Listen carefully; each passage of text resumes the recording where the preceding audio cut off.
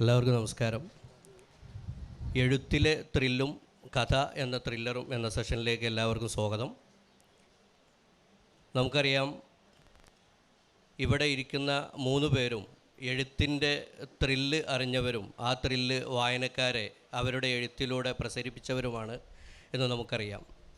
ത്രില്ലിങ്ങായ കഥകളിലൂടെ വായനക്കാരുടെ ഇഷ്ടവും ഒക്കെ വാങ്ങിയ എഴുത്തുകാരാണ്. അതുകൊണ്ട് ഒരു ചോദ്യകർത്താവിൻ്റെ രൂപത്തിലാണ് ഞാൻ ഇവിടെ ഇരിക്കുന്നത്. ആദ്യമായിട്ട് എനിക്ക് ചോദിക്കാനുള്ളത് മധുശങ്കർ ചേട്ടനോടാണ്. നമുക്കറിയാം, ഒരു കഥ എഴുതുമ്പോൾ ഒരു പക്ഷേ ആദ്യം കഥയുടെ ഒരു ത്രില്ല്, അതിൻ്റെ ഒരു തന്തു അല്ലെങ്കിൽ ഒരു കഥാപാത്രത്തെക്കുറിച്ച് ആലോചിക്കുമ്പോൾ ഒരു ത്രില്ല് നമുക്കുണ്ടാവും. അത് കഴിഞ്ഞ് നമ്മളിങ്ങനെ എഴുത്ത് തുടരുകയാണ്. ഒരു പക്ഷേ അവസാനം വരെ ആ ഒരു ത്രില്ലിൽ നമുക്ക് എഴുതാൻ പറ്റും. അല്ലെങ്കിൽ ഒരു പക്ഷേ അതിനേക്കാൾ വളരെ മനോഹരമായ ഒരു ത്രില്ലിലായിരിക്കും ആ ഒരു കൃതി അവസാനിക്കുമ്പോൾ ഒരു പക്ഷേ നമുക്ക് അനുഭവപ്പെടുന്നത്, എഴുത്തുകാരൻ അനുഭവപ്പെടുന്നത്. ശരിക്കും അദ്ദേഹത്തിൻ്റെ 2 പുസ്തകങ്ങൾ, പുള്ളിക്കറുപ്പൻ അതേപോലെ മരിപ്പാഴി, ഈ 2 നോവലുകൾ വായിച്ചപ്പോൾ വളരെ ത്രില്ലിംഗ് ആയിട്ടുള്ള അനുഭവമാണ് എനിക്കുണ്ടായത്.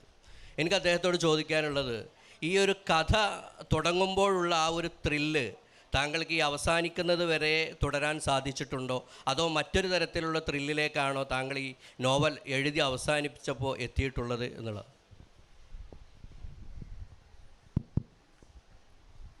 ചെറിയൊരു ഭേദഗതി പറയാനുള്ളത്, ത്രില്ല് മാത്രമല്ല.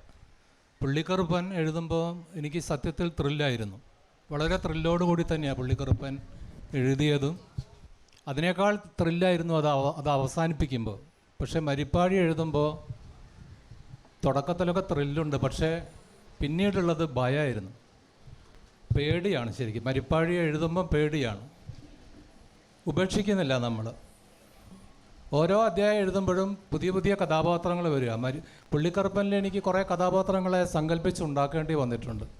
മരിപ്പാഴിയിൽ ഒരു കഥാപാത്രത്തെ പോലും സങ്കല്പിച്ച് ഉണ്ടാക്കേണ്ടി വന്നിട്ടില്ല. കാശിയിൽ പോവാതെയാണ് ഞാൻ മരിപ്പാഴി എഴുതിയത്. എൻ്റെ സുഹൃത്ത് ജയദേവ് ഇവിടെ ഇരിക്കുന്നുണ്ട്. ജയദേവ് പറഞ്ഞു, മരിപ്പാഴി എഴുതുന്നുണ്ടെങ്കിൽ, കാശിയെക്കുറിച്ച് എഴുതുന്നുണ്ടെങ്കിൽ കാശിയിൽ പോകണം എന്ന് പറഞ്ഞു. ഞാൻ പോകുന്നില്ല എന്ന് പറഞ്ഞ് എഴുതിയ നോവലാണ്. കഴിഞ്ഞ ആഴ്ചയാണ് ഞാൻ കാശിയിൽ പോയത്. സത്യത്തിൽ എൻ്റെ ശരിക്കുള്ള ത്രില്ല് ഞാൻ കാശി നേരിട്ട് കണ്ടപ്പോഴാണ്, എഴുതിയപ്പോഴല്ല. അത് ഞാൻ എഴുതിയ അതേ ലോകമാണ് ഞാൻ മുമ്പിൽ കാണുന്നത്. മണികർണികാഘട്ടിൽ ചെന്നപ്പോൾ ഞാൻ അവിടുത്തെ പ്രധാന ചണ്ടാളൻ, പരികർമ്മി, ചിത സംസ്കരിക്കുന്ന ആളെ കണ്ടു. കൂടെയുള്ള ഗൈഡ് നിങ്ങളെക്കുറിച്ച് പുസ്തകം എഴുതിയ ആളാണ് എന്ന് പറഞ്ഞപ്പോൾ അയാൾ എന്നെ തൊഴുതു നിന്നു. ഞാൻ അയാളോട് പേര് ചോദിച്ചില്ല. തിമോത്തി എന്നറ്റാൻ അയാൾ പേര് പറഞ്ഞാൽ ഞാൻ അവിടെ വീണുപോകും. 2.5 കിലോമീറ്റർ ഗലികളിലൂടെ നടന്നിട്ടാണ് ഒരു ജഡം മണികർണികാഘട്ടിൽ എത്തുന്നത് എന്ന് ഞാൻ ഇപ്പോഴാണ് അറിയുന്നത്. എൻ്റെ സങ്കല്പത്തിലതുണ്ട്, ഗലികളെക്കുറിച്ച് പറയുന്നുണ്ട്. പക്ഷേ ഇപ്പോഴും കാശിയിൽ അത്തരമൊരു സഞ്ചാരമുണ്ട്. അപ്പോൾ ഈ മരിപ്പാഴി എഴുതുമ്പോൾ ശരിക്കും ത്രില്ലല്ല. 8 തവണ ഞാൻ ആ നോവല് DC-ക്ക് കൊടുത്ത ശേഷം തിരുത്താൻ വേണ്ടി എടുത്തിട്ടുണ്ട്. ഓരോ തവണ തിരുത്തുമ്പോഴും ഓരോ അധ്യായം കൂടുമായിരുന്നു. ഓരോ അധ്യായം കൂടുക എന്ന് പറഞ്ഞു കഴിഞ്ഞാൽ ഓരോ കഥാപാത്രങ്ങളിങ്ങനെ വരികയാണ്, എന്നെയും കൂടി ഇതിൽ ചേർക്കുമെന്ന് പറഞ്ഞ് വരികയാണ്. അപ്പം അങ്ങനെ ഒരു മാസ്മരികത ഞാൻ ആ നോവലിൽ അനുഭവിച്ചിട്ടുണ്ട്. അപ്പം അതുകൊണ്ട് തന്നെ ഞാൻ 8ാമത്തെ തവണ പറഞ്ഞു, ഇനി ഈ പുസ്തകം ഞാൻ കൈകൊണ്ട് തൊടില്ല, നിങ്ങൾക്ക് തോന്നിയ പോലെ അടിക്കാമെന്ന് പറഞ്ഞ് തിരിച്ചു കൊടുക്കുക ഉണ്ടായത്. അപ്പോൾ ഇത് നമ്മൾ ഒരു എഴുത്തുകാരൻ വിചാരിക്കുന്നതിനപ്പുറത്തുള്ള ഒരു അദൃശ്യ സാന്നിധ്യം എഴുത്തിലുണ്ട് എന്ന് പോലും തോന്നിപ്പിക്കുന്ന രീതിയിൽ എന്ത് പേരിട്ട് അതിനെ വിളിക്കണമെന്ന് എനിക്ക് അറിഞ്ഞുകൂടാ. മറ്റൊന്ന്, മരിപ്പാഴി എഴുതുമ്പോൾ അതിൻ്റെ അവസാനം നമുക്കറിയാം എങ്ങനെ അവസാനിപ്പിക്കും. പ്രത്യേകിച്ചും ഭക്തിയും ശുദ്ധിയും ഒക്കെ ഉള്ള ഒരു അന്തരീക്ഷത്തിൽ കുറിച്ചുള്ള നോവലാണ്. നമ്മളത് അവസാനിപ്പിക്കുമ്പോൾ അവിടെ ചെറുതായിട്ടൊന്ന് തെറ്റിപ്പോയി കഴിഞ്ഞാൽ നമ്മൾ ഏതെങ്കിലും ഒരു രീതിയിൽ മുദ്രകുത്തപ്പെടും. അത് മുദ്രകുത്തപ്പെടാൻ പാടില്ല എന്നുള്ള രീതിയിൽ ആ സമയത്ത് മാത്രമാണ് ആ നോവലിൻ്റെ മുമ്പിൽ ഞാൻ ഒന്ന് ചിന്തിച്ചു നിന്നത്. അല്ലാതെ ആ 26 അധ്യായം എഴുതുമ്പോഴും ത്രില്ലുണ്ട്, പക്ഷേ ത്രില്ലിനേക്കാൾ ഏറെ ഭയമുണ്ട്. ഒരു ഭയമുണ്ട്, തൊട്ടടുത്ത ഒരാൾ ഇരുന്ന് എന്നെക്കൊണ്ട് എഴുതിക്കുന്നു എന്ന് പറഞ്ഞ പോലെ ഭയം. അതിന് ആമുഖത്തിൽ ഞാൻ പറഞ്ഞു, എൻ്റെ യാത്രയിൽ എൻ്റെ കാറിൽ മരിച്ചുപോയൊരു വ്യക്തി കയറിയിരുന്നു എന്ന് ഞാൻ അതിൽ എഴുതിയിട്ടുണ്ട്. അതുപോലും തോന്നിപ്പിക്കുന്ന രീതിയിലാണ് ഈ കാശി യാത്രയിൽ പോയപ്പോൾ എൻ്റെ സംഘത്തിലുള്ള ആൾ എന്നോട് പരിചയപ്പെട്ടത്. എൻ്റെ പേര് സുബ്രഹ്മണ്യൻ, എവിടെ നിന്ന് വരുന്നു എന്ന് ചോദിച്ചപ്പോൾ മൂകാംബികയിൽ നിന്ന് വരുന്നു, മൂകാംബികയിലെ പൂജാരിയാണെന്നാണ് പറഞ്ഞത്. ഞാനത് എഴുതിയില്ല ഫേസ്ബുക്കിൽ, കാരണം ആളുകൾ വിചാരിക്കും ഞാൻ വെറുതെ പൊട്ടത്തരം എഴുതാമെന്ന് വിചാരിച്ചു. ഇത്തരം യാദൃച്ഛികതകൾ ഉണ്ടായ നോവലാണ് മരിപ്പാഴി. അപ്പോൾ അതിനെ ഞാൻ ത്രില്ല് എന്നല്ല വിളിക്കുന്നത്, സത്യത്തിൽ ഭയം എന്ന് തന്നെയാണ്. ഇപ്പോഴും ആ നോവൽ വായിക്കുമ്പോൾ എനിക്ക് ചെറുതായ ഭയം തന്നെയുണ്ട്. ത്രില്ല് എഴുത്തിൻ്റെ ഒരു രീതിയിലേക്ക് പോകുമ്പോൾ, ഇപ്പോൾ എൻ്റെ ഒരു അനുഭവം പറയുകയാണെങ്കിൽ, എൻ്റെ 2 നോവലുകൾ എഴുതിൻ്റെ ഒരു രീതി എന്ന് പറയുന്നത്, നമ്മൾ ആദ്യമായിട്ട് നമ്മുടെ മനസ്സിലേക്കൊരു കഥ വരുമ്പോൾ ആ കഥ എങ്ങനെ വികസിപ്പിക്കണമെന്ന് നമ്മൾ ആദ്യം തീരുമാനിക്കുന്നു. അതിൻ്റെ കഥാപാത്രങ്ങളെ നമ്മൾ നിശ്ചയിക്കുന്നു. അതേപോലെ അതിലേക്ക് വേണ്ട ഇൻഫർമേഷൻസ്, മാറ്റേഴ്സ് എല്ലാം നമ്മൾ ആദ്യം കളക്ട് ചെയ്യുകയാണ്. എന്നിട്ട് അതിൻ്റെ അധ്യായങ്ങൾ പോലും ഒരു റഫായിട്ട് നമ്മൾ തയ്യാറാക്കിയതിന് ശേഷമാണ് എൻ്റെ 2 എഴുത്തും ഞാൻ തുടങ്ങിയിട്ടുള്ളത്. ഈ ശ്രീജേഷിനോട് എനിക്ക് ചോദിക്കാനുള്ളത്, ശ്രീജേഷിൻ്റെ ചാരപിടിച്ചാത്തൻ എന്ന് പറയുന്ന നോവൽ, അത് 5-6 നോവലുകൾ കൂടുന്ന ഒരു ത്രില്ലർ സമാഹാരമാണ്. അപ്പോൾ ശ്രീജേഷ് എങ്ങനെയാണ് ഈ നോവലുകൾ ആദ്യമേ ഒരു സ്കെൽട്ടൻ രൂപീകരിച്ചിട്ട് അതിലേക്ക് നമ്മൾ ജീവൻ നൽകുകയാണോ ചെയ്യുന്നത്, അതോ ഏതെങ്കിലും ഒരു പോയിൻ്റ്, ഒരു മുഹൂർത്തം അല്ലെങ്കിൽ ഒരു കഥാപാത്രം, ആ ഒരു ഇത് കിട്ടിക്കഴിഞ്ഞാൽ എഴുത്ത് തുടങ്ങുകയാണോ ചെയ്യുന്നത്? ഞാനീ പറഞ്ഞ രീതിയിൽ എഴുതാൻ ശ്രമിച്ചിട്ടുണ്ട്, പക്ഷെ പൂർണ്ണമായും പരാജയപ്പെടുകയത്. ഒരുപാട് നോട്ട്സൊക്കെ എഴുതി വെച്ച് ഇതിന് ഇത്ര ഒരു ത്രില്ലിങ് എലിമെൻ്റ് വേണം, അല്ലെങ്കിൽ ഒരു നല്ലൊരു എൻഡിങ് വേണം എന്നൊക്കെ തീരുമാനിച്ചിട്ട് തുടക്കുന്നതൊക്കെ പകുതി വഴിയിൽ നിർത്തി. പിന്നെ ഒരു റൈറ്റേഴ്സ് ബ്ലോക്കൊക്കെ ഉണ്ടാവാറ് ചെയ്യാറ്. പിന്നെയാണ് പല വഴികളിൽ നിന്ന് വന്നവരൊക്കെ ഇന്ന് കോഴിക്കോട് എത്തിയ പോലെ തന്നെ നമ്മുടേതായ ഒരു വഴി കണ്ടെത്തണമെന്ന് പിന്നെയാണ് മനസ്സിലായത്. അങ്ങനെ ഞാൻ ഇപ്പം സ്വീകരിക്കുന്ന നിലപാടും എനിക്ക് സക്സസ്ഫുള്ളായിട്ടുള്ളതും എന്താണെന്ന് വെച്ചാൽ, എന്തെങ്കിലും ഒരു ചെറിയൊരു കഥാപാത്രത്തിൻ്റെ പേരോ അല്ലെങ്കിൽ എന്തെങ്കിലും ഒരു ഇൻസിഡൻറ്റോ വെച്ചിട്ട് ഞാനങ്ങ് തുടങ്ങുക ചെയ്യാറ്. പിന്നെ മുന്നോട്ടുള്ള ആ എഴുത്തിൽ ആദ്യത്തെ ഒരു 4-5 പേജൊക്കെ കഴിയുമ്പോഴാണ് ഇത് ഏത് വിഭാഗത്തിൽപ്പെടുന്ന കഥയാണ് എന്ന് ആ കഥ തന്നെ എന്നെ ബോധ്യപ്പെടുത്താറ്. അതുകൊണ്ട് ഞാൻ ഈ അവസാനം എഴുതിയ ചാരവടിച്ചാത്തൻ എന്നത് 5 ത്രില്ലർ സമാഹാരം എന്നാണ് അതിൻ്റെ ടൈറ്റിലെങ്കിലും അത് 5ഉം എഴുതുമ്പോഴും അതിൻ്റെ തുടക്കത്തിൽ ഇത് ഇന്ന രീതിയിൽ എൻഡായിപ്പോകുമെന്നൊരു യാതൊരു ധാരണയുമില്ലാതെയാണ് ഞാൻ എഴുതിയത്. അതങ്ങനെ വന്നുപോയതാണ് എന്ന് പറയാം. പല രീതിയിലുള്ള നോട്ടുകളൊക്കെ എഴുതി ഞാൻ അതിനെ സമീപിച്ചാൽ ഞാനത് വിജയിക്കുമെന്ന് തോന്നുന്നില്ല. മുന്നോട്ട് പോകുമ്പോഴാണ് എനിക്കതിൻ്റെ ഒരു ത്രില്ലുണ്ടാകുന്നതും പുതിയ കഥാപാത്രങ്ങൾ അറിയാതെ എൻ്റെ മനസ്സിലേക്ക് വരുന്നതും അത് അവസാനം ഇതൊരു ത്രില്ലർ കഥയാണ് എന്ന് എന്നെ തന്നെ ബോധ്യപ്പെടുത്തുന്നതും അങ്ങനെയാണ്. അതുകൊണ്ട് 5-6 മാസത്തെ എഴുത്തിൻ്റെ ഒരു ബ്ലോക്കൊക്കെ കഴിഞ്ഞ് എഴുതാൻ തുടങ്ങുന്ന ഒരു നിമിഷം മാത്രമേ എൻ്റെ മുന്നിലുണ്ടാവാറുള്ളൂ. ബാക്കിയൊക്കെ അറിയാതെ വന്നു പോകുന്നതാണ്. മാനുവലിൽ നമുക്കറിയാം, സനാരി എന്ന് പറയുന്ന ഇപ്പോൾ ഏറ്റവും കൂടുതൽ മലയാളികൾ വായിച്ചുകൊണ്ടിരിക്കുന്ന നോവൽ എഴുതിയ എഴുത്തുകാരനാണ്. ആ നോവൽ വായിച്ച് കഴിഞ്ഞപ്പോൾ എൻ്റെ വ്യക്തിപരമായിട്ട് എനിക്കുണ്ടായ എൻ്റെ ഒരു അനുഭവം എന്ന് പറയുന്നത്, അതൊരു മിസ്റ്ററി ത്രില്ലറാണ്. ഒരു രഹസ്യങ്ങൾ തേടിപ്പോകുന്ന ഒരു നോവലായിട്ട് നമുക്കതിനെ കണക്കാക്കാം. പക്ഷേ നോവൽ വായിച്ച് കഴിഞ്ഞപ്പോൾ എനിക്കുണ്ടായ ഒരു അനുഭവം, ഇതൊരു മിസ്റ്ററി ത്രില്ലർ എന്നുള്ള ആ ഒരു ജോണറിൽ നിന്ന് മാറ്റിയിട്ട് നമ്മുടെ സാധാരണ ഒരു സർഗാത്മക നോവൽ പോലെ എഴുതാൻ പറ്റുന്ന നല്ലൊരു വിഷയമായിരുന്നല്ലോ എന്നെനിക്ക് തോന്നിയിട്ടുണ്ട്. അങ്ങനെ മാനുവലിന് തോന്നിയോ അത് എഴുതാൻ? എന്താണ് ഒരു ത്രില്ലറായി എഴുതാൻ കാരണം? എന്താണ്? സനാരി ഒരു മിസ്റ്ററി ത്രില്ലർ എന്ന മട്ടിലാണ് അവതരിപ്പിച്ചിരിക്കുന്നതെങ്കിലും അത് ശരിക്കും പറഞ്ഞാൽ ഈ ത്രില്ലർ എന്ന് പറയുന്ന ജോണറിൻ്റെ ഒരു പ്രത്യേകത, ഒരുപാട് വായനക്കാരെ ആകർഷിക്കാൻ പറ്റുന്ന ഒരു ജോണറാണ്. എന്നുവെച്ചാൽ ത്രില്ലർ നോവലുകൾക്ക് പ്രത്യേകിച്ച് വായനക്കാർ കൂടുതലുണ്ട്. അപ്പം സനാരി ഒരു മിസ്റ്ററി ത്രില്ലർ എന്ന മട്ടിൽ അവതരിപ്പിക്കുമ്പോൾ അതിന് ആ മട്ടിലുള്ള ചില പ്രയോജനങ്ങളുണ്ട്. കുറച്ച് പുസ്തകം വിറ്റുപോകാനെങ്കിലും അത് സഹായിക്കും. പക്ഷേ എഴുതുമ്പോൾ നമുക്ക് അങ്ങനൊന്നുമില്ല. എഴുതുമ്പോൾ ഒരിക്കലും അതൊരു ത്രില്ലറായിട്ടല്ല ഞാൻ എഴുതിയത്. അങ്ങനെ തന്നെയല്ല ഈ പുസ്തകം എന്നിപ്പം ഷംസുദ്ദീൻ പറഞ്ഞ പോലെ തന്നെ പുസ്തകം വായിച്ച പലരും ഇതൊരു മിസ്റ്ററി ത്രില്ലർ എന്ന ലേബൽ ഇതിനാവശ്യമില്ലല്ലോ എന്നാണ് പറഞ്ഞത്. അപ്പോൾ അത് ഞാനൊരു അഭിനന്ദനമായിട്ട് തന്നെയാണ് സ്വീകരിച്ചതും. ഈ ത്രില്ലറിൻ്റെ ഒരു പ്രത്യേകത എന്ന് വെച്ചാൽ നമ്മളെപ്പോഴും ത്രില്ലർ എന്ന് പറയുമ്പോൾ ആലോചിക്കുന്ന ഒരു ക്രൈം ത്രില്ലർ എന്നൊരു മട്ടിലാണ്. അതിനെ ഒരു ക്രൈമുമായിട്ട് കണക്ട് ചെയ്താണ് ത്രില്ലർ എന്ന് എല്ലാവരും അതിനെ നിർവചിക്കുന്നത്. പക്ഷേ എൻ്റെ ഒരു നിർവചനം എന്ന് പറഞ്ഞാൽ ത്രില്ലർ എന്ന് പറഞ്ഞാൽ നമ്മളെ ത്രില്ലടിപ്പിക്കുന്നത് എന്താണോ അതാണ് ത്രില്ലർ. അപ്പോൾ നമ്മൾ എഴുതുമ്പോൾ നമുക്ക് ത്രില്ല് വരിക, വായിക്കുന്ന വായനക്കാർക്ക് ത്രില്ല് വരിക, അതാണ് ത്രില്ലർ. അപ്പോൾ അതിന് ക്രൈം ഉണ്ടാകണമെന്ന് നിർബന്ധമില്ല. ശരിക്കും ക്രൈം ഉണ്ടാകുന്ന എല്ലാ നോവലുകളും കഥകളും ത്രില്ലർ അല്ല താനും. ഇപ്പോൾ ഒരു നോവലിൽ ഒരു കൊലപാതകം ഉണ്ട് എന്ന് വെച്ചാൽ അതൊരു ക്രൈം ത്രില്ലർ ആകുന്നില്ല. എന്ന് പറഞ്ഞ പോലെ ഓപ്പോസിറ്റാണ് ഇത്. നമ്മൾ സനാരി എഴുതിയത് ഒരിക്കലും ഒരു മിസ്റ്ററി ത്രില്ലർ എന്ന് പറഞ്ഞല്ല. അത് വായിച്ചവർക്കറിയാം. രണ്ട് കഥയാണ് പറഞ്ഞു പോകുന്നത്. ഒന്ന് ഒരു അന്വേഷണമാണ്, മറ്റ് പാരലി സനാരി എന്നൊരു നാടിൻ്റെ കഥയാണ്. അപ്പോൾ അതിൽ ഈ അന്വേഷണത്തിൻ്റെ ഭാഗത്താണ് നമ്മൾ ഈ പറയുന്ന പോലെ ഒരു ത്രില്ലർ നോവലിൻ്റെ സ്വഭാവം വരുന്നത്. അതിൽ തന്നെ ഞാൻ സാധാരണ എല്ലാ നോവലുകളിലും ഉണ്ടാകുന്നതിൽ നിന്ന് വ്യത്യസ്തമായിട്ട് ഒരു കുറ്റവാളിയെ തിരഞ്ഞു പോകുന്ന ഒരു അന്വേഷണ ഉദ്യോഗസ്ഥൻ എന്നുള്ളൊരു മട്ടു മാറ്റിയിട്ട് ഒരു കുറ്റം തിരഞ്ഞു പോകുന്ന ഒരു അന്വേഷണ ഉദ്യോഗസ്ഥൻ എന്ന് പറഞ്ഞാണ്. ഇവിടെ കുറ്റവാളി പെട്ടെന്ന് നമ്മുടെ മുമ്പിലേക്ക് വരികയാണ്, പക്ഷേ കുറ്റമാണ് മറഞ്ഞിരിക്കുന്നത്. അപ്പോൾ അതാണ് സനാരിക്ക് ഞാൻ കൊടുത്തൊരു ട്രീറ്റ്മെൻറ്റ്. അതുതന്നെയാണ് എനിക്ക് ആ ത്രില്ലർ എന്നതിനെ പറ്റി പറയാനുള്ളത്. ഈ പിന്നെ മധുചേട്ടൻ പറഞ്ഞു ത്രില്ലായിരുന്നില്ല എഴുത്തിൻ്റെ ആ ഒരു സമയത്ത് തോന്നിയത് എന്ന് മധുചേട്ടൻ പറഞ്ഞു. നമുക്ക് പക്ഷേ അത് ത്രില്ലടിപ്പിക്കുന്ന ഒരു നോവലുകളായിട്ടാണ് എനിക്കത് വായിച്ചപ്പോൾ അനുഭവപ്പെട്ടിട്ടുള്ളത്.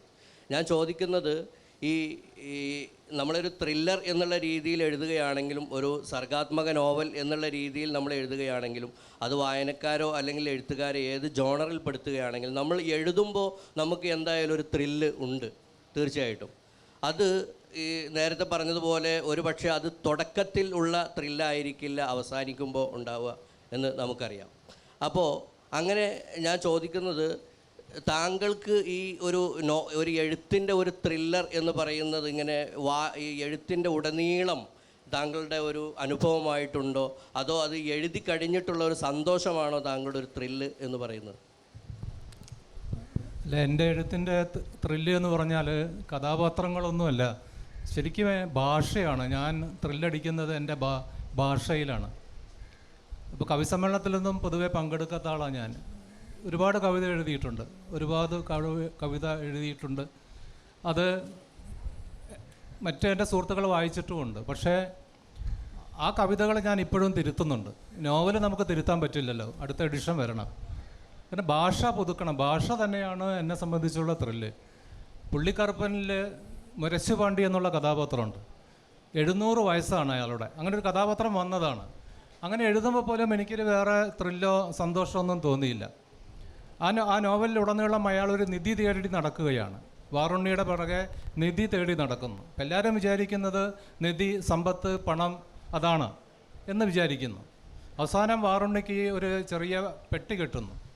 ഈ പെട്ടി സായിപ്പാണ്, നോർവുഡ് തൈലത്തോട്ടത്തിലെ സായിപ്പാണ്, ഇത് നീ എടുത്തോ എന്ന് പറഞ്ഞിട്ട് സ്വാതന്ത്ര്യം ലബ്ധി കഴിഞ്ഞിട്ട് സായിപ്പന്മാർ തിരിച്ചു പോകുമ്പോൾ ഈ പെട്ടി കൊടുക്കുന്നു. ആ പെട്ടിക്ക് ഒരു പൂട്ടോ താക്കോലോ ഒന്നുമില്ല. എനിക്ക് വേണമെങ്കിൽ ഒരു തോക്ക് കൊണ്ട് ഇത് തകർക്കാം, പക്ഷെ അത് വേണ്ട, ഇത് നീ എടുത്തോളൂ എന്ന് പറഞ്ഞ് കൊടുക്കുകയാണ്. പിന്നെ ആ നോവലിൻ്റെ അവസാനം ഈ പെട്ടിയും പിടിച്ചിട്ട് വാറുണ്ണി നടക്കുകയാണ്, നടന്ന് പോവുകയാണ്. കൂടെ ആ തൈലത്തോട്ടത്തിലെ ഉപേക്ഷിക്കപ്പെട്ട അവിടെ പച്ചമത്താപ്പ് എന്നുള്ള ഒരു കൊല്ലൻ്റെ ഭാര്യയുണ്ട്, അവൻ്റെ കുട്ടിയുണ്ട്. കുട്ടി വാറുണ്ണിയെപ്പോലെ വികലാംഗനാണ്. അവളെ കൈപിടിച്ചുകൊണ്ട് പോകുന്നു. പോയി ഒരു പുഴയുടെ തീരത്തിരിക്കുമ്പോൾ നീ പണത്തിന് വേണ്ടിയാണോ എൻ്റെ കൂടെ വന്നത് എന്ന് ഈ പെണ്ണിനോട് ചോദിക്കുന്നു. നമുക്കത് തുറക്കാം എന്ന് പറഞ്ഞിട്ട് ആ പെട്ടി തുറക്കുകയാണ്. ആ പെട്ടി തുറക്കുമ്പോൾ അതിനകത്ത് പണമൊന്നുമില്ല, ഒരു ചെറിയ പോഞ്ചിയിൽ കുറച്ച് ഭസ്മമാണ് ഉള്ളത്. അപ്പോൾ ചിരിച്ചുകൊണ്ട് വാറുണ്ണി പറയും, അതെ, ഈ മുരശുപാണ്ടി തെരഞ്ഞു നടന്നത് ഈ ഭസ്മമാണ്, വീണ്ടും 700 കൊല്ലം ജീവിക്കാനുള്ള ഭസ്മമാണ്, നിനക്ക് 700 കൊല്ലം ജീവിക്കണമോ എന്ന് ഇവളോട് ചോദിക്കും. അവൾ പറയും, വേണ്ടേ, ഈ കാലം വരെ ജീവിച്ചത് തന്നെ ധാരാളം എന്ന് പറഞ്ഞിട്ട് ആ ഭസ്മം ആ പുഴയിൽ എറിഞ്ഞു കളയാണ് ചെയ്യുന്നത്. അപ്പം ആ കഥാപാത്രത്തെ എഴുതുമ്പോൾ പോലും ഒരു ത്രില്ല് എന്നുള്ള രീതിയിലല്ല എനിക്ക് തോന്നിയത്, ഒരു രസം. കാരണം അങ്ങനെ ഒരു കഥാപാത്രം വേണം ആ നോവലിൽ. കാരണം ഒരു ആദിവാസി ഗോത്ര ഊരിലുള്ള ഒരുപാട് അനാചാരങ്ങൾ, അതിനെതിരെയുള്ള ശബ്ദമൊക്കെ ഉണ്ട്. അപ്പം അതൊക്കെ ചേർത്ത് പറയുമ്പോൾ അത്തരമൊരു കഥാപാത്രം അവിടെ വേണം. നിങ്ങൾ വിശ്വസിക്കാത്ത 700 കൊല്ലം ജീവിച്ചു എന്ന് കരുതുന്നൊരു കഥാപാത്രം അവിടെ വേണം. അത് മാത്രമേ ഞാൻ അതിൽ ചിന്തിച്ചിട്ടുള്ളൂ. ഇപ്പം മരിപ്പാഴിയിലും ഇങ്ങനെയുള്ളൊരു ത്രില്ലല്ല, ഒരുപാട് കഥാപാത്രമുണ്ട്. കശ്യപ് മുഖോപാധ്യായയുടെ ലിംഗം ഛേദിക്കുന്നത് മരുമകൾ ഇന്ദുമതിയാണ്. ആ ലിംഗം ഛേദിച്ച ആ പ്രാണവേദനയിൽ മരിച്ചു പോകുന്ന മഹോപാധ്യായയുടെ ജഡം ഗംഗയിൽ ഒഴുകി നടക്കുന്നു എന്നാണ് ആ നോവലിൽ പറഞ്ഞത്. അപ്പോഴവിടെ പറയുന്നുണ്ട്, സുമൻ പരേഖ് പറയുന്നുണ്ട്, ഈ ജഡം ഈ കത്താതെ കരിന്തിരി കത്തിക്കൊണ്ട് പോകുന്ന ചരാതുകൾ കാണുമ്പോൾ എനിക്കിപ്പോഴും തോന്നും അത് കാശ്യപ് മുഖാധ്യായയുടെ അരക്കെട്ടാണെന്ന് തോന്നും എന്ന് പറഞ്ഞിട്ടുണ്ട്. അപ്പോൾ അവിടെയൊക്കെ എനിക്കുള്ള രസം ഭാഷയാണ്. അപ്പം എങ്ങനെ നമുക്ക് ചെറിയ വാക്കുകൾ കൊണ്ട് ഇത് പറയാൻ പറ്റും, വികാരപരമായിട്ട് മനസ്സിലേക്ക് നമുക്കൊരു ആശയത്തെ എങ്ങനെ സന്നിവേശിപ്പിക്കാൻ പറ്റും എന്നൊക്കെയുള്ളിടത്താണ് എന്നെ സംബന്ധിച്ചുള്ള ത്രില്ലുള്ളത്. അല്ലാതെ ഇത് വായിച്ചിട്ട് ആളുകൾ വണ്ടറടിക്കണമെന്നുള്ള രീതിയിലൊന്നും ഞാനത് സങ്കല്പിക്കുന്ന പോലും ഇല്ല. അപ്പം അതാണ് അതിനെക്കുറിച്ച് പറയാം. മധുചേട്ടൻ പറഞ്ഞത് കൃത്യമായിട്ട് ശരിയാണ്. കാരണം നമ്മൾ ഒരു സർഗാത്മക സാഹിത്യത്തെ നമ്മൾ സമീപിക്കുമ്പോൾ തീർച്ചയായിട്ടും അതിൻ്റെ കഥയുടെ ഒരു ത്രില്ലർ തീർച്ചയായിട്ടും ഉണ്ട്, അതിനപ്പുറം അതിൻ്റെ ഭാഷയുടെ ഒരു ത്രില്ലർ തീർച്ചയായിട്ടും ഉണ്ട്. അപ്പോൾ ഒരു പക്ഷേ ത്രില്ലർ എന്ന് പറയുന്നത് ഭാഷയുടെ ത്രില്ലർ കൂടിയാണ് നമ്മളിപ്പോൾ ചർച്ച ചെയ്യുന്നത് എന്നുള്ളത് കൊണ്ടാണ് ഭാഷയുടെ ത്രില്ലറിനെ കുറിച്ച് മധുചേട്ടൻ പറഞ്ഞത്. എനിക്ക് ശ്രീജേഷ് നേരത്തെ പറഞ്ഞു, അതായത് എൻ്റെ ഒരു എഴുത്ത് രീതി പോലെയല്ല ശ്രീജേഷിൻ്റെ എഴുത്ത് രീതി എന്ന് എനിക്ക് മനസ്സിലായി. കാരണം എന്തെങ്കിലും ഒരു എലമെൻറ്റ് അവനെ എഴുത്തിലേക്ക് കൊണ്ടുപോകുന്ന എന്തെങ്കിലും ഒരു തീപ്പൊരി കിട്ടിയാൽ അതൊരു പക്ഷേ ഒരു മുഹൂർത്തമാവാം, അല്ലെങ്കിൽ ഒരു കഥാപാത്രമാവാം. ആ ഒരു കിട്ടിയാൽ തന്നെ എഴുത്തു തുടങ്ങുന്നു എന്നുള്ള രീതിയിലാണ്. ഒരുപക്ഷെ പലർക്കും അത് കഴിയാത്ത ഒരു സംഭവമാണ്. കാരണം നമ്മൾ എഴുതുമ്പോൾ പലപ്പോഴും നമുക്കൊരു സ്കെൽറ്റനെങ്കിലും നമ്മുടെ മനസ്സിൽ കാണാതെ പല ആളുകൾക്കും എഴുതാൻ കഴിയില്ല. അപ്പോൾ എനിക്ക് ശ്രീജേഷിനോട് ചോദിക്കാനുള്ളത്, നമ്മളിങ്ങനെ ഒരു പോയിന്റിൽ നിന്ന് നമ്മൾ തുടങ്ങിയിട്ട് ഇത് എവിടെ അവസാനിക്കും, അല്ലെങ്കിൽ ഏതൊക്കെ കഥാപാത്രങ്ങൾ ഇതിൽ വരും, ഏതൊക്കെ സന്ദർഭങ്ങൾ ഇതിന് വേണം എന്നുള്ള ഒരു മുൻ ആലോചനയോ ചിന്തയോ ഭാവനയോ ഒന്നുമില്ലാതെ നമ്മൾ എഴുതാൻ തുടങ്ങുമ്പോൾ എങ്ങനെയാണ് താങ്കൾ അവസാനം വരെ ആ ഒരു ത്രില്ല് കൊണ്ടുപോകുന്നത് എന്നുള്ളതാണ്.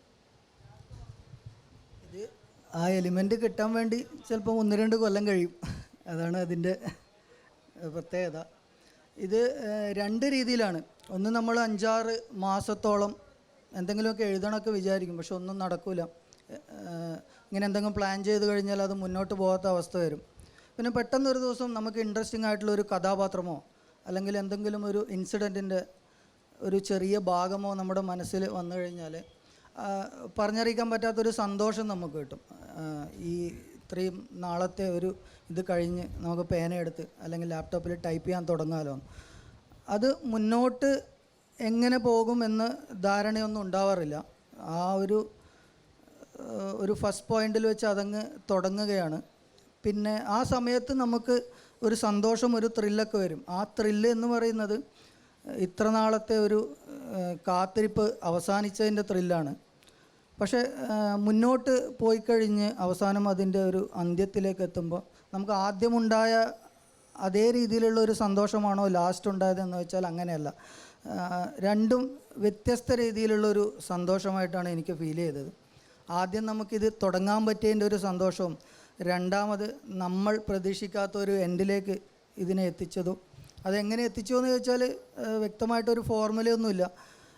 നമ്മൾ ഇങ്ങനെ എഴുതിക്കൊണ്ടിരിക്കുമ്പം വരുന്നതാണ് എന്നാണ് എനിക്ക് തോന്നുന്നത്. അത് ഓരോരാൾക്ക് വ്യത്യാസമുള്ളതായിരിക്കും. ചിലവർക്ക് മുഴുവൻ പോയിൻ്റൊക്കെ എഴുതി കഴിഞ്ഞിട്ട് മാത്രമായിരിക്കും ഒരു കഥയിലേക്ക് പ്രവേശിക്കാൻ പറ്റുക. എനിക്കത് എപ്പോഴും പരാജയപ്പെടുന്നൊരു ഭയങ്കരമായ ആളുകളൊക്കെ ശ്രദ്ധിക്കപ്പെടുമെന്ന് തോന്നുന്ന ഒരു കഥയുടെ തുടക്കവും അവസാനവും അതിൻ്റെ മധ്യഭാഗവും ഒക്കെ നോട്ട് ചെയ്ത് വെച്ച് പകുതി എത്തുമ്പോൾ എനിക്ക് തന്നെ മടുത്ത് നിർത്തിയ സന്ദർഭങ്ങളാണ് കൂടുതലും ഉണ്ടായിട്ടുള്ളത്. പക്ഷേ എപ്പോഴും എനിക്ക് എഴുതി തീർക്കാൻ പറ്റിയിരുന്നത് എന്തെങ്കിലും ഒരു ചെറിയ ഹിൻഡ് വെച്ച് തുടങ്ങുന്ന കഥകളാണ് എനിക്ക് എപ്പോഴും തീർക്കാൻ പറ്റുന്നത്. അതുകൊണ്ട് തന്നെ അതിൻ്റെ ഒരു ത്രില്ല് തീർക്കുമ്പോൾ വളരെയധികം ഉണ്ടാവാറുണ്ട്. അതൊരു സന്തോഷമാണ്. പക്ഷെ അത് തുടക്കത്തിലെ ത്രില്ലാണോ എന്ന് ചോദിച്ചാൽ അല്ല, അതിനൊരു വ്യത്യാസമുണ്ട്. രണ്ടും കംപ്ലീഷൻ്റെ ഒരു ആത്മസംതൃപ്തി എന്ന് വേണമെങ്കിൽ പറയാം അതിനെ. നമുക്കറിയാം പല നോവലുകളും മികച്ച സിനിമയായത് നമുക്കറിയാം. നോവൽ സിനിമയാക്കുമ്പോൾ പരാജയപ്പെട്ട ഒരുപാട് സിനിമകളും നമുക്കറിയാം. കാരണം നോവലിൽ പറയുന്ന ആ ഒരു ആകർഷണീയതയോ അല്ലെങ്കിൽ ആ അനുഭവ തീവ്രതയോ ഒരുപക്ഷെ നമുക്ക് കാഴ്ചയിൽ നിന്ന് കിട്ടാത്തതിൻ്റെ ചില കുറവുകളായിരിക്കാം. അതേപോലെ നമ്മൾ കേട്ടിട്ടുള്ളതാണ്, പലപ്പോഴും നമ്മൾ വിവാദമായിട്ട് കേട്ടിട്ടുള്ളതാണ്, നോവലോ അല്ലെങ്കിൽ ചെറുകഥകളോ ഒക്കെ സിനിമയാകുമ്പോൾ ഒരുപക്ഷെ എഴുത്തുകാരൻ്റെ സമ്മതമില്ലാതെ അല്ലെങ്കിൽ അയാൾ അറിയാതെ ആ സിനിമയിൽ അത് പിന്നെ എടുത്ത് അതൊരു കഥയാക്കി മാറ്റുക, അങ്ങനെ ഒരുപാട് വിവാദങ്ങൾ നമ്മൾ കേട്ടിട്ടുണ്ട്. ഈ അടുത്തുണ്ടായിട്ടുള്ള ഏറ്റവും വലിയൊരു വിവാദം എന്ന് പറയുന്നത് സനാരിയുമായി ബന്ധപ്പെട്ടിട്ടാണ്. സനാരി നോവലിൽ പറയുന്ന കഥ, ആ കുറ്റാന്വേഷണ കഥ അതേപോലെ ഇപ്പോൾ ഏറ്റവും കൂടുതൽ OTTയിൽ ഓടിക്കൊണ്ടിരിക്കുന്ന പ്രേക്ഷക ശ്രദ്ധ നേടിയ 1000 ബേബീസ് എന്ന് പറയുന്ന ആ ഒരു സിനിമയുമായി നല്ല സാമ്യമുണ്ട് എന്ന് ഒരുപാട് പേര് സമൂഹ മാധ്യമങ്ങളിൽ എഴുതുകയുണ്ടായി. അപ്പോൾ ഈ കഥ ഇങ്ങനെ ഒരു സാമ്യം എന്തുകൊണ്ടാണ്? അതൊരു നമ്മളൊരു കോപ്പിങ് ചെയ്തതാണ് എന്ന് മാനുവലിന് തോന്നുന്നുണ്ടോ, അതോ അത് അങ്ങനെ സംഭവിച്ചു പോകുന്നതാണോ? സനാരി ഇറങ്ങി കഴിഞ്ഞ് 1 വർഷവും കൃത്യമായി 3 മാസം കൂടി കഴിഞ്ഞിട്ടാണ് 1000 ബേബീസ് ഇറങ്ങുന്നത്. അതിപ്പം ഈ അടുത്തിറങ്ങിയതേ ഉള്ളൂ. അപ്പോൾ ഇത് ഇറങ്ങിയ ദിവസം തൊട്ട് സനാരി വായിച്ചവരും എൻ്റെ സുഹൃത്തുക്കളായിട്ടുള്ള ആളുകളെല്ലാം ഈ സനാരിയിൽ നിന്ന് മോഷ്ടിച്ചതാണോ 1000 ബേബീസ് എന്ന് ചോദിക്കുന്നുണ്ട്. പക്ഷേ ഇവരോടെല്ലാം ഞാൻ പറഞ്ഞ ഉത്തരം അല്ല എന്നുള്ളതാണ്. കാര്യം അതിന് പല കാരണങ്ങളുണ്ട്. ഏറ്റവും പ്രധാനമായിട്ട് എനിക്ക് തോന്നുന്നത് ഇത് രണ്ടും 2 കഥയാണ്. കഥ 2ആണ്. അതിനകത്തെ ഒരു പ്രധാനപ്പെട്ട ക്രൈം ഒന്നായി വരുന്നു എന്നുള്ളതാണ് ഇതിനകത്തെ ഒരു സാമ്യം. പക്ഷേ അതൊരു വളരെ റെയറായിട്ടുള്ള ഒരു ക്രൈം ആയതുകൊണ്ട് ഇപ്പോൾ ഒരു കൊലപാതകമോ അല്ലെങ്കിൽ അതുപോലെ മറ്റെന്തെങ്കിലും ഒരു ക്രൈമുള്ള ഒത്തിരി നോവലുകളും ഒത്തിരി സിനിമകളും ഉണ്ടാകും.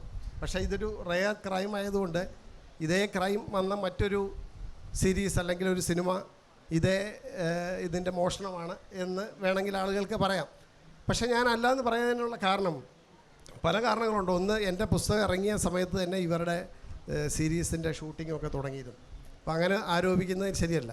മാത്രമല്ല, ഞാൻ മനസ്സിൽ കണ്ട ഒരു ക്രൈം, അല്ല ഞാൻ എഴുതാൻ വേണ്ടി ഉപയോഗിച്ച ഒരു ക്രൈം മറ്റൊരാൾ ആലോചിച്ചുകൂടുക എന്നൊന്നുമില്ലല്ലോ.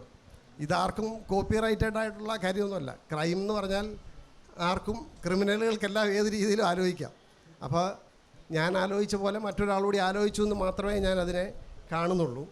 അതിനൊപ്പം തന്നെ ഇപ്പോൾ എൻ്റെ പുസ്തകം അവർ വായിച്ചിട്ടുണ്ടോ, അവരതിൽ നിന്ന് മറ്റേ സ്വാധീനമായിട്ട് എന്തെങ്കിലും പ്രയോഗിച്ചിട്ടുണ്ടോ എന്നൊന്നും അവർ പറയേണ്ട കാര്യമാണ്. അതിനെപ്പറ്റി എനിക്കറിയത്തില്ല. പക്ഷേ പൊതുവായി പറയുമ്പോൾ ഇത് രണ്ടും 2 ക്രൈമാണ്. ഒന്നാമത്തെ കാര്യം, ഞാൻ വേറൊരു ഭൂമികയിൽ നടക്കുന്ന ഒരു സംഭവമാണ് പറഞ്ഞത്. ഇപ്പോൾ സനാരി പോലൊരു സാങ്കല്പിക നാട്, അവിടെ ഞാൻ പറയാൻ ഉദ്ദേശിച്ച കഥ പോലും ഈ സീരീസിൽ പറയുന്ന വെബ് സീരീസിലെ പോലെ ഒരു സീരിയൽ കില്ലിങ്ങോ അങ്ങനത്തെ ഒന്നുമല്ല. അത് പൂർണ്ണമായും ഒരു ക്രൈം ത്രില്ലറാണ്. സനാരി ഒരു ക്രൈം ത്രില്ലറല്ല. സനാരിയിൽ മറ്റു പലതുമാണ് ഞാൻ പറയാൻ ആഗ്രഹിച്ചത്. അതിന് ഒരു അടിസ്ഥാനം ഇടാൻ വേണ്ടിയാണ് ഈ ക്രൈം ഞാൻ ഉപയോഗിച്ചത്. പിന്നെ വേറൊരു കാര്യമുണ്ട്. ഈ പറഞ്ഞ ക്രൈം ഇപ്പം 1000 ബേബീസ് ഇറങ്ങി എല്ലാവർക്കും അറിയാം. എങ്കിലും ഈ പറഞ്ഞ ഒരു കുട്ടികളെ അങ്ങോട്ടും മാറ്റുന്നു എന്നുള്ളൊരു ക്രൈം മഹാഭാരതത്തൊട്ടേ ഉണ്ട്, ക്രൈമായിട്ടല്ലെങ്കിലും.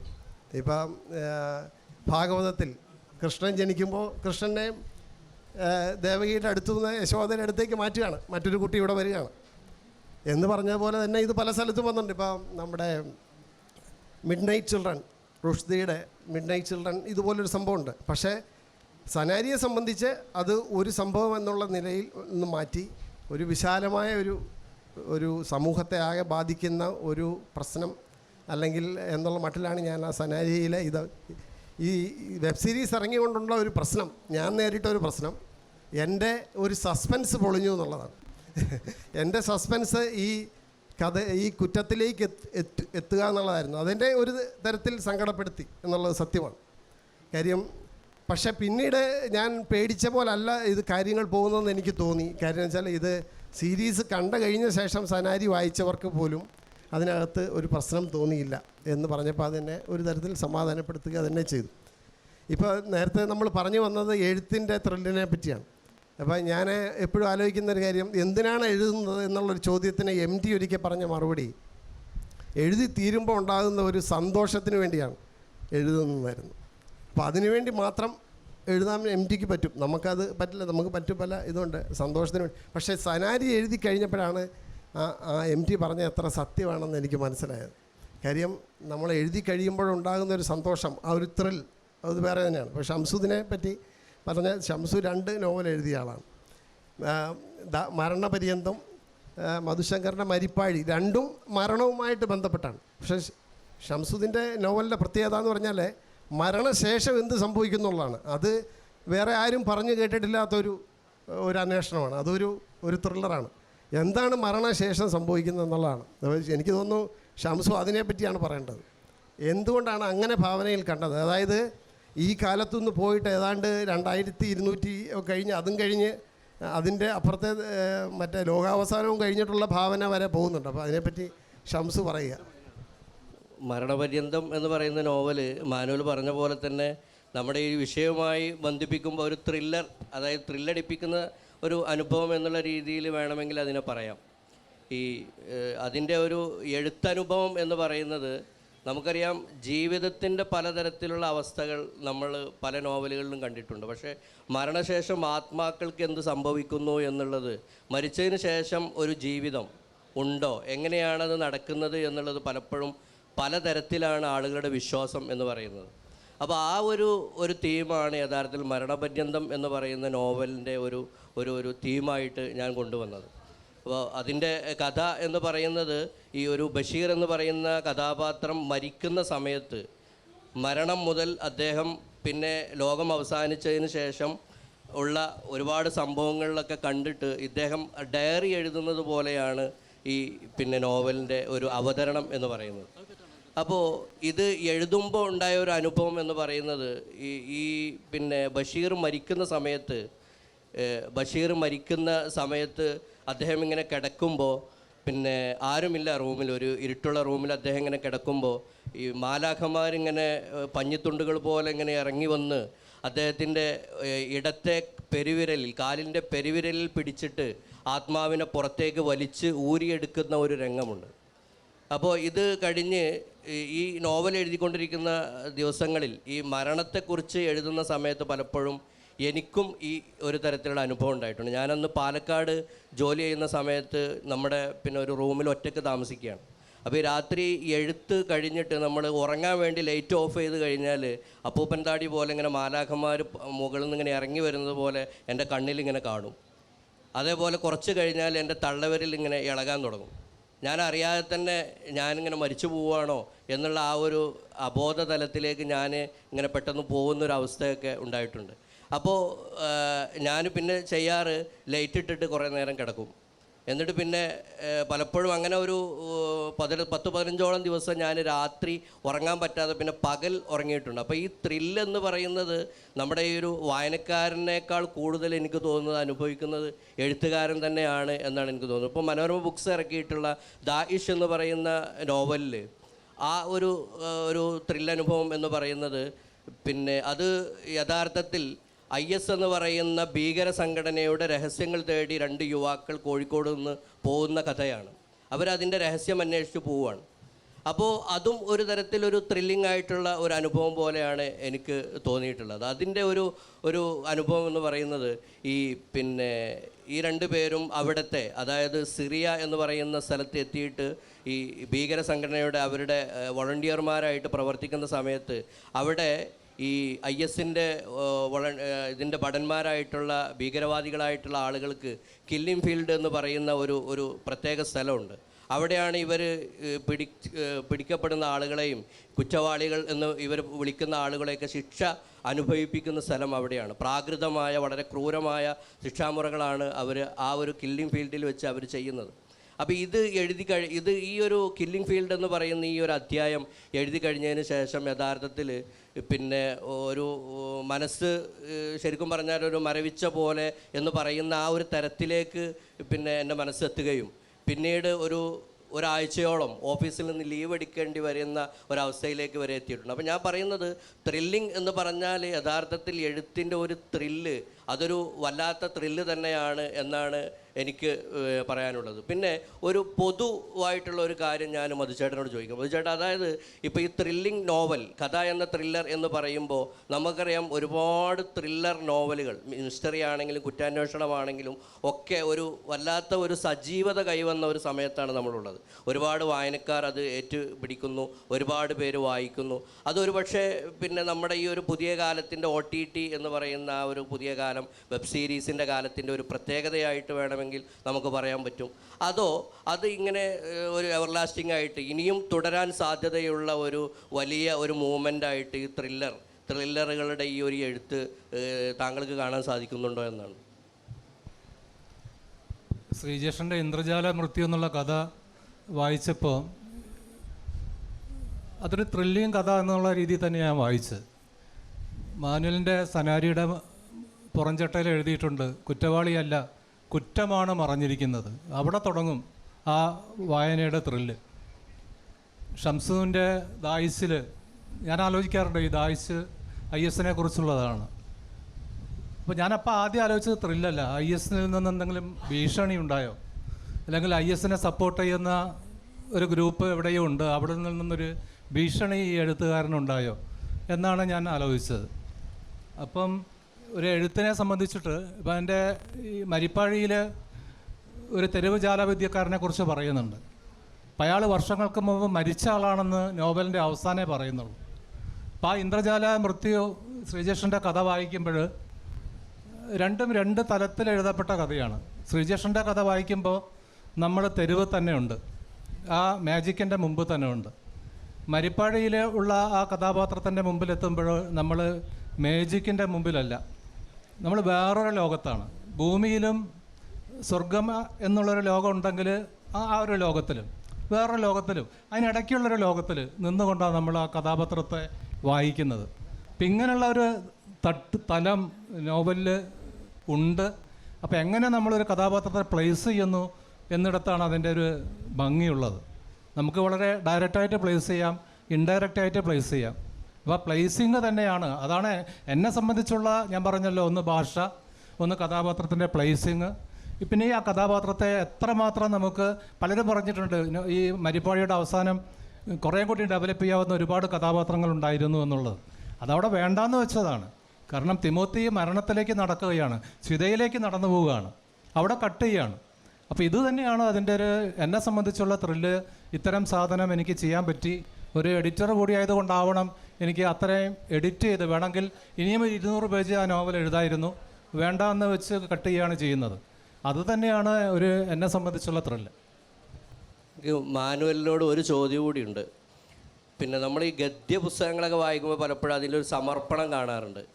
ഏതെങ്കിലും ആ ഗദ്യത്തിൽ പറയുന്ന വിഷയവുമായി ബന്ധപ്പെട്ട കഥാപാത്രങ്ങൾക്കോ അല്ലെങ്കിൽ ചരിത്ര പുരുഷന്മാർക്കോ ഒക്കെ സമർപ്പിച്ചതായിട്ട് നമുക്ക് കാണാൻ പറ്റും. എനിക്ക് നോവലിൽ അങ്ങനെ നമ്മൾ പൊതുവെ സമർപ്പണം കാണാറില്ല. പക്ഷെ സമർപ്പണമാണെങ്കിൽ തന്നെ അത് ആ കഥയിൽ പറയുന്ന എന്തെങ്കിലും, ഇപ്പോൾ പിന്നെ ദായിഷ് സമർപ്പിച്ചിരിക്കുന്നത് ISലെ ഭീകരവാദം കൊണ്ട് വിദ്യാഭ്യാസം നഷ്ടപ്പെട്ട അവിടുത്തെ കുഞ്ഞുങ്ങൾക്ക് എന്ന് പറഞ്ഞിട്ടാണ്. അപ്പോൾ നമ്മൾ ആ ഒരു കഥയിൽ നിന്നുള്ള ഒരു സമർപ്പണമാണ് യഥാർത്ഥത്തിൽ അത്. പക്ഷേ സനാരിയുടെ സമർപ്പണം എന്ന് പറയുന്നത് നമ്മുടെ ചരിത്ര പുരുഷനായിട്ടുള്ള ശ്രീനാരായണ ഗുരുവിനാണ്. എന്താണ് ഒരു മിസ്റ്ററി ത്രില്ലർ ഇങ്ങനെ ശ്രീനാരായണ ഗുരുവിന് സമർപ്പിക്കാനുണ്ടായ ഒരു കാരണം? സമർപ്പണം എന്നുള്ളതല്ല, ഗുരുവിൽ തുടങ്ങി ഗുരുവിലാണ് അവസാനിപ്പിച്ചത്. ശ്രീനാരായണ ഗുരുവിൻ്റെ ആത്മോപദേശ ശതകത്തിലെ പലമതസാരവും ഏകം, അതാണ് എൻ്റെ നോവലിൻ്റെ അടിസ്ഥാനം. എല്ലാ മതങ്ങളും പറയുന്ന ഒന്ന് തന്നെയാണ്, ഇത് പരസ്പരം അറിയാതെ ആളുകൾ പോരടിക്കുന്നു, ഇത് കാണിക്കുക എന്നുള്ളതായിരുന്നു എൻ്റെ നോവലിൻ്റെ ലക്ഷ്യം. സനാരി അതിനുവേണ്ടിയാണ് എഴുതിയത്. തുടങ്ങിയത് തന്നെ ഞാൻ ശ്രീനാരായണ ഗുരുവിലാണ്. അത് ഇരുളിലിരിപ്പവനാര് ചൊൽക നീ എന്ന ഒരുവൻ ഉരപ്പത് കേട്ട് താനുമേവം അറിവതിനായി അവനോട് നീയുമാര് എന്നരുളും ഇതിൻ പ്രതിവാക്യം ഏകമാകും. ഇരുട്ടിലിരുന്ന് ഒരാൾ ചോദിക്കുകയാണ് നീ ആരാണ്, അപ്പോൾ ഇരുട്ടിലിരുന്ന് മറ്റൊരാൾ മറുപടി പറയുകയാണ് നീ ആരാണ്. രണ്ടിൻ്റെ ഉത്തരം ഒന്നാണ് ഞാൻ. അപ്പോൾ അത് നമ്മൾ പരസ്പരം രണ്ടല്ല ഒന്നാണ് ആളുകൾ എന്നുള്ളൊരു തോട്ട് ആളുകളിലേക്ക് പകരുക എന്നുള്ളതായിരുന്നു സനാരി എന്ന നോവൽ എഴുതാനുള്ള ലക്ഷ്യം. അതിന് കാരണമായിട്ടാണ് ഈ നേരത്തെ പറഞ്ഞ പോലത്തെ ഒരു ക്രൈം ഇതിനൊരു പശ്ചാത്തലമാക്കി വന്നത്. പക്ഷേ മുമ്പോട്ട് പോകുമ്പോഴെല്ലാം ഇത് അവസാന അധ്യായത്തിൽ കൊണ്ട് അവസാനിപ്പിക്കുന്ന ഭാഗത്തുമെല്ലാം ഞാൻ ഈ പറഞ്ഞ ഇരുളിൽ ഇരിപ്പവനാരെന്നുള്ളത് വ്യക്തമാക്കുന്നുണ്ട്. ഞാനത് വെറുതെ പരാമർശിച്ച് വിട്ടിരിക്കുന്ന മാത്രമല്ല, അവസാന അധ്യായത്തിൽ അത് കൃത്യമായി വരുന്നുണ്ട്. പക്ഷേ ഇതിനൊന്നും ഒരു വളരെ വളരെ ലളിതമായ ഭാഷയിൽ ഈ സന്ദേശം പകരുക എന്നുള്ളതായിരുന്നു എൻ്റെ ഒരു ലക്ഷ്യം. അപ്പോൾ അതിന് ഒരു തരത്തിൽ എനിക്ക് ഈ ത്രില്ലർ എന്നുള്ള ജോണർ പ്രയോജനപ്പെടുക ചെയ്തു. ഇപ്പം നമ്മുടെ 1000 ബേബീസ് ഇറങ്ങിയ ശേഷം പലരും എൻ്റെ സുഹൃത്തുക്കളൊക്കെ ചോദിച്ചു വേണമെങ്കിലൊരു കേസ് കൊടുക്കാൻ വയ്യേ. അപ്പം ഞാനതിനെതിരാണ്. ഒന്നാമത് ഇത് മറ്റൊരു കഥയാണെന്ന് എനിക്കറിയാം, പക്ഷേ വേണമെങ്കിൽ അങ്ങനെ ചെയ്യാം, പലരും ചെയ്യാറുണ്ട്. ഇത് എൻ്റെ കഥയുമായി സാമ്യമുണ്ടെന്ന് പറഞ്ഞൊരു കേസ് കൊടുത്താൽ എൻ്റെ പുസ്തകം ചൂടപ്പം പോലെ വിറ്റുപോകുമെന്ന് എനിക്കറിയാം, ഇന്ത്യ മുഴുവൻ ചർച്ചയാകുകയും ചെയ്യും. പക്ഷേ നമ്മളങ്ങനെ ചെയ്യുന്നതിനകത്തൊരു ശരികേടുണ്ട്. കാര്യം കഥ ആർക്കും ആവാം. എൻ്റെ ലക്ഷ്യം ഇത്രയേ ഉള്ളൂ. നേരത്തെ പറഞ്ഞ പോലെ പല മതസാരവും ഏകമെന്ന് ഗുരു പറഞ്ഞ കാര്യം സമർത്ഥിക്കുക. അത് 1000 ബേബീസിലില്ല. അതിനകത്ത് ക്രൈമും സീരിയൽ കില്ലിങ്ങും മാത്രമേ ഉള്ളൂ. എൻ്റെ നോവലിൽ അതുണ്ട്. അപ്പോൾ അതുകൊണ്ട് എനിക്ക് അക്കാര്യത്തിൽ ഒരു സംതൃപ്തിയുണ്ട്. ഒരു ചോദ്യം കൂടി ശ്രീജേഷിനോട് ചോദിച്ചിട്ട് നമുക്ക് കേൾവിക്കാരിലേക്ക് പോകാം അല്ലേ? ചോദിക്കട്ടെ? പെട്ടെന്ന് ഉത്തരം പറയാം. അതായത് നമ്മളിപ്പോൾ ഈ മിസ്റ്ററി ത്രില്ലർ എന്നൊക്കെ പറയുമ്പോൾ അതിൻ്റെ ഒരു ദേശം കൂടി ഈ ത്രില്ലറിൻ്റെ ഒരു ഭാഗമാണ്, അല്ലെങ്കിൽ എഴുത്തിൻ്റെ അല്ലെങ്കിൽ ആ ഒരു അനുഭൂതിയുടെ ഭാഗമാണ്. പലപ്പോഴും മിസ്റ്ററി ത്രില്ലറുകൾ സിനിമയാണെങ്കിലും നോവലാണെങ്കിലൊക്കെ നമ്മൾ കാണുന്നത് വളരെ ഒറ്റപ്പെട്ട ഒരു സ്ഥലം, ഒഴിഞ്ഞ കെട്ടിടങ്ങൾ, അതേപോലെ ആൾപ്പാർപ്പില്ലാത്ത സ്ഥലങ്ങൾ, അങ്ങനെയൊക്കെയുള്ള ഒരു എന്താ പറയുക മിസ്റ്റിക്കോ അല്ലെങ്കിൽ ഹൈ റേഞ്ച് തലത്തിലുള്ള സ്ഥലങ്ങളൊക്കെ ആയിരിക്കും. പക്ഷേ ശ്രീജേഷിൻ്റെ പല കഥകളിലും ആൾക്കൂട്ടത്തിലാണ് മിസ്റ്ററി നടക്കുന്നത് എന്നുള്ളതാണ്. എങ്ങനെയാണ് ആ ഒരു ഇതിലേക്ക് എത്തുന്നത് എന്ന് ശ്രീജേഷിനോട് ചോദിക്കാനുണ്ട്. ഈ ഹൈ റേഞ്ച് ഏരിയ ഒക്കെ പറയുന്നത് ഇത്തരത്തിലുള്ള കഥകൾക്ക് ശരിക്കും ഒരു ഫ്യൂൽ തന്നെയാണ്. പക്ഷേ ഈ എൻ്റെ എഴുത്ത് രീതി കൊണ്ടാണ് എനിക്കത് വ്യക്തമായിട്ട് പ്ലേസ് ചെയ്യാൻ പറ്റാത്തത്. കാരണം ഞാൻ ആദ്യം തന്നെ തുടങ്ങുമ്പോൾ ഇതെവിടെ ചെന്ന് നിൽക്കുമെന്ന് എനിക്ക് വല്ല ഐഡിയ ഒന്നും ഉണ്ടാവില്ല. അപ്പം ഞാൻ ഈ ഒരു മിസ്റ്ററി ക്രിയേറ്റ് ചെയ്യാൻ വേണ്ടിയിട്ട് ഉപയോഗിക്കുന്ന പ്രധാന രീതി രാത്രിയാണ്. നമ്മൾ എത്ര തിരക്കുള്ള ഒരു സ്ഥലത്തും രാത്രി ഒരു കഥ പ്ലേസ് ചെയ്ത് കഴിഞ്ഞാൽ നമുക്ക് അവിടെ ഒരു മിസ്റ്ററി എലിമെൻ്റ് കിട്ടും, ഒരു ആകാംക്ഷ നിലനിർത്താൻ പറ്റും. ഇപ്പം എൻ്റെ ഒരു കഥ എന്ന് പറയുന്നത് ബോംബെയിലെ ഏറ്റവും തിരക്കുള്ള ഏറ്റവും ഒരു പോഷ് ഏരിയയിലെ ഒരു സൂപ്പർ സ്റ്റാറായ ഹിന്ദി നടൻ്റെ 4 നില ബിൽഡിങ്ങിലാണ് എപ്പോഴും സെക്യൂരിറ്റിക്കാരും അയാളുടെ അനുയായികളും ഒക്കെ ഉള്ളത്. ഒരു കഥ നടക്കുന്നത് തിരക്കുള്ള ഒരു ബസ്സിലും തിരക്കുള്ള ഒരു ട്രെയിനിലുമാണ്. പിന്നെ ഒന്ന് മധുശങ്കർ സാർ വായിച്ച കഥ നടക്കുന്നത് മട്ടാഞ്ചേരി ജൂതത്തെരുവും. പക്ഷേ ഇവിടെയൊക്കെ നമുക്ക് വേണമെങ്കിൽ മിസ്റ്ററി അല്ലെങ്കിൽ ഒരു ത്രില്ലിംഗ് എലിമെൻ്റ് ഉണ്ടാക്കാം. നമുക്ക് ആ സ്ഥലം ഈ രാത്രി എന്ന് പറയുന്നത് അതിനൊരു വല്ലാത്തൊരു ബ്യൂട്ടിയും വല്ലാത്തൊരു മുന്നോട്ടെന്ത് നമുക്ക് കാഴ്ചക്കപ്പുറത്ത് എന്ത് നടക്കുന്നു എന്ന് പകൽ സ്ഥിരമായി പോകുന്ന ഒരു സ്ഥലമാണെങ്കിൽ പോലും അവിടെ നമ്മളൊരു കഥ രാത്രി പറയുകയാണെങ്കിൽ നമ്മുടെ കാഴ്ചവട്ടത്തിനപ്പുറത്ത് എന്താണെന്നുള്ളത് നമുക്കറിയില്ല. അവിടെ ചിലപ്പോൾ രാവിലെ കണ്ട കാര്യങ്ങൾ രാത്രി ഉണ്ടാവണമെന്നില്ല. അപ്പോൾ ആ ഒരു എലിമെൻ്റ് എനിക്ക് കുറച്ചും കൂടി എളുപ്പമായിട്ട് തോന്നിയതുകൊണ്ടാണ് പല കഥകളിലും രാത്രി എന്ന ഭാഗം വരാറുണ്ട്. ചില കഥകളിൽ ഭൂരിഭാഗം കഥകളും നടക്കുന്നത് രാത്രിയാണ്. അപ്പോൾ ആ രീതിയിൽ ഈ ഹൈ റേഞ്ച് എന്നൊരു ഫ്യൂവൽ ഇല്ലാതെ തന്നെ ഒരു മിസ്റ്ററി ക്രിയേറ്റ് ചെയ്യാൻ ഇതുവരെയായിട്ട് സാധിച്ചിട്ടുണ്ട്. അതാണ് എനിക്ക് പറയാനുള്ളത്. ഇനി കേൾവിക്കാർക്ക് എന്തെങ്കിലും എഴുത്തുകാരോട് ചോദിക്കാനുണ്ടോ? അതിനുള്ള അവസരമാണ്. ഈ സെഷൻ നയിക്കുന്ന എല്ലാവരും തന്നെ പത്രമേഖലയിൽ നിന്നുള്ള ആൾക്കാരാണ് നമ്മൾ മനസ്സിലാക്കുന്നത്. ഇപ്പം മാർക്യൂസ്, ഹെമിംഗ്വേ, VKN, അതുപോലെ തന്നെ PK ബാലകൃഷ്ണൻ പഴയ തലമുറയിലെ. നിങ്ങൾ ഡെസ്കിലോ ബ്യൂറോയിലോ ഒക്കെ ഇരിക്കുമ്പോൾ വരുന്നതായിട്ടുള്ള നിത്യജീവിതവുമായി ബന്ധപ്പെട്ടുകൊണ്ടുള്ള ധാരാളം ക്രൈം സ്റ്റോറീസ് എന്നോ ഒക്കെ പറയാവുന്ന കാര്യങ്ങൾ എത്രമാത്രം എഴുത്തിനെ മോൾഡ് ചെയ്തിട്ടുണ്ട് എന്നറിഞ്ഞാൽ കൊള്ളാം, താല്പര്യമുണ്ട്.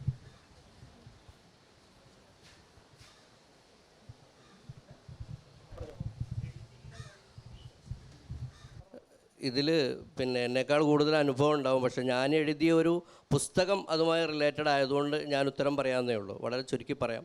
ഞാൻ ഈ ദാഇഷ് എഴുതാൻ വേണ്ടി തീരുമാനിക്കുന്നത് ആദ്യം നോവലായിട്ടല്ലായിരുന്നു. എൻ്റെ പത്രത്തിലേക്ക് ഒരു ന്യൂസ് സീരീസായിട്ട് എഴുതാൻ വേണ്ടി തീരുമാനിച്ചു. അതിനുവേണ്ടി പോയി എന്ന് പറയുന്ന ആളുകളുടെ കുടുംബങ്ങളെയും അവരുടെ രക്ഷിതാക്കളെയൊക്കെ കണ്ട് ഇൻഫർമേഷൻസൊക്കെ കളക്ട് ചെയ്ത് അങ്ങനെ അതൊരു ന്യൂസ് സീരീസ് പോലെ എഴുതണം എന്ന് വിചാരിച്ചാണ് ഞാൻ പല കാര്യങ്ങളും അത് കളക്ട് ചെയ്തത്.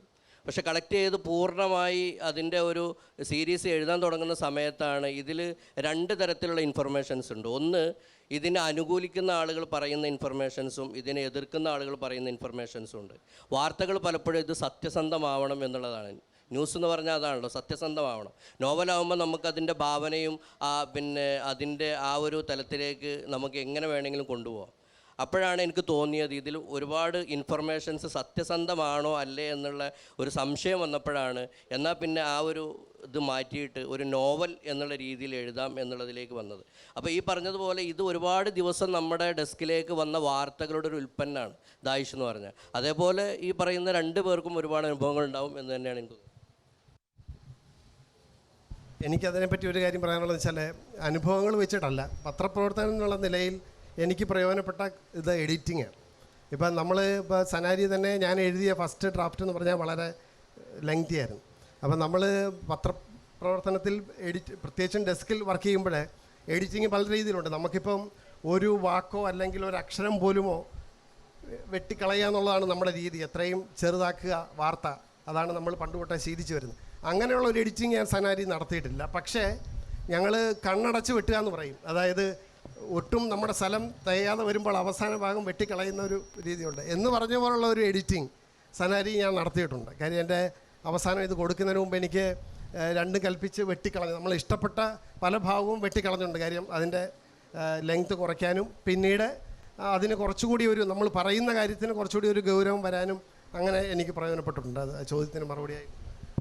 ഭാർഗവരാമൻ്റെ വഴിക്കണക്കുകൾ എന്നുള്ള കഥ സത്യത്തിലൊരു വാർത്ത തന്നെയാണ്. ഞാൻ കണ്ണൂർ ജോലി ചെയ്യുമ്പോൾ മാഹിയിൽ അവിടെ അന്ന് സൺഡേയിലേക്ക് വേണ്ടി എഴുതിയൊരു ഫീച്ചറായിരുന്നു. രാജൻ പീടിക എന്നുള്ളൊരു പീടിക മാഹിയിലുണ്ട്. ഇന്നിപ്പോൾ ഉണ്ടോയെന്ന് എനിക്ക് അറിഞ്ഞുകൂടാ. അപ്പോൾ ഒരു പഴയ പീടികയാണ്, ഒരു പഴയ തട്ടിൻ്റെ മുകളിലാണ് രാജൻ്റെ അച്ഛൻ ഇരുന്നത്. അവിടെ നിന്ന് വളർന്ന് പന്തലിച്ചൊരു തെരുവ് മുഴുവൻ നീളമുള്ള പീടികയാണ്. ആ തെരുവ് പോയാൽ നിങ്ങൾക്ക് എല്ലാ സാധനവും വാങ്ങിക്കാം. ഒരു പീടികയിൽ അരി കിട്ടും, ഒരു പീടികയിൽ തുണി കിട്ടും, ഒരു പീടികയിൽ പാത്രം കിട്ടും. പൈസ ഒരു സ്ഥലത്ത് കൊടുത്താൽ മതി. ആ ഒരു സംഭവമാണ് ഭാർഗവരാമൻ്റെ വഴിക്കണക്കുകൾ എന്നുള്ള കഥയിലുള്ളത്. പാനിപ്പൂരി എന്നുള്ള കഥയും അതുപോലെ തന്നെയാണ്. പാനിപ്പൂരിയും ഒരു പാനിപ്പൂരി വിൽക്കുന്ന അതേസമയത്ത് ഒരു ക്രൈം ഒളിച്ചു വയ്ക്കുന്ന ഒരു ആളുടെ കഥയാണ്. ഇത് രണ്ടും ഒരു സ്റ്റോറിയിൽ നിന്ന് കഥയായിട്ട് രൂപാന്തരപ്പെട്ടതാണ്. പക്ഷേ നോവൽ അങ്ങനെയല്ല. നോവൽ ഞാൻ വേറൊരു തലത്തിൽ എഴുതിയതാണ് എന്നെ സംബന്ധിച്ച് പറയുകയാണെങ്കിൽ.